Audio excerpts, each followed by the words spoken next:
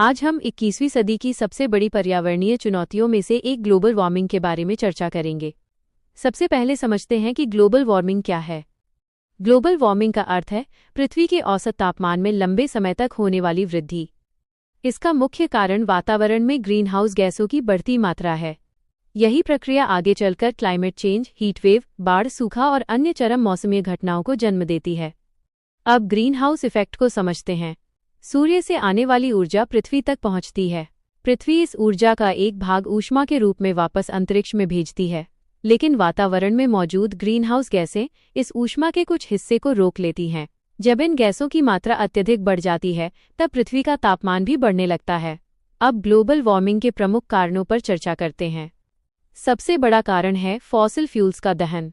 कोयला, पेट्रोलियम और प्राकृतिक गैस के उपयोग से बड़ी मात्रा में कार्बन डाइऑक्साइड उत्सर्जित होती है। बिजली उत्पादन, उद्योग, परिवहन और घरेलू ऊर्जा उपयोग इसके प्रमुख स्रोत हैं। दूसरा महत्वपूर्ण कारण है वनों की कटाई। पेड़ कार्बन डाइऑक्साइड को अवशोषित करते हैं। जब जंगल नष्ट होते हैं तो वातावरण में कार्बन डाइऑक्साइड की मात्रा बढ़ जाती है और जैव विविधता भी प्रभावित होती है। तीसरा कारण है औद्योगिकीकरण। सीमेंट, स्टील और अन्य उद्योग कार्बन डाइऑक्साइड, मीथेन और नाइट्रस ऑक्साइड जैसी गैसें उत्सर्जित करते हैं।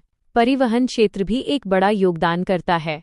कार, बस, ट्रक, जहाज और विमान जीवाश्म ईंधन का उपयोग करते हैं, जिससे कार्बन उत्सर्जन बढ़ता है।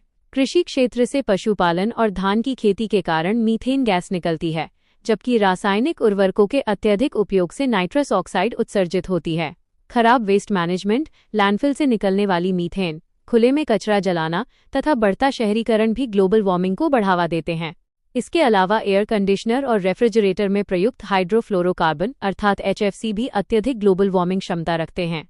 इसके परिणाम स्वरूप ग्लेशियर पिघल रहे हैं, समुद्र स्तर बढ़ रहा है, हीट वेव, सूखा, बाढ़ और चक्रवातों की आवृत्ति बढ़ रही है। साथ ही खाद्य सुरक्षा, जल सुरक्षा और जैव विविधता पर भी खतरा बढ़ रहा है। भारत सरकार ने national action plan on climate change, national solar mission, green India mission, PM Kusum Yojana, national clean air programme, life mission और इंटरनेशनल सोलर अलायंस जैसी पहलें शुरू की हैं। वैश्विक स्तर पर पेरिस एग्रीमेंट, UNFCCC, IPCC और नेट जीरो एमिशन लक्ष्य जलवायु परिवर्तन से निपटने के प्रमुख प्रयास हैं।